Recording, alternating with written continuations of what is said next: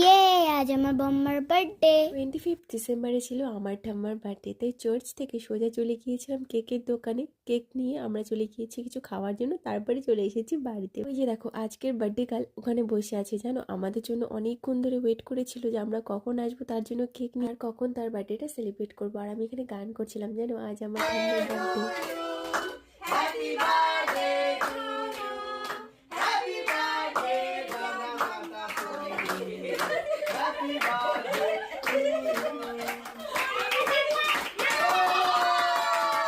জানো তো তোমরা, আমার ঠাম্মা এই দিনটার জন্য অনেক দিন ধরে ওয়েট করে থাকে। আমাদের বাড়িতে যেই আসে না কেন তাকেই বলে যে আমার আর কদিন পরে জন্মদিন পালন করবে আমার নাতি নাতনি। ঠাম্মা যেমনটা আগ্রহ নিয়ে এই দিনটার জন্য ওয়েট করে থাকে, তেমন আমরাও সবাই এই আগ্রহ নিয়ে ঠাম্মার এই দিনটার জন্য ওয়েট করে থাকি যে কবে দিনটা আসবে আর আমরা সেলিব্রেট করবো সবাই মিলে।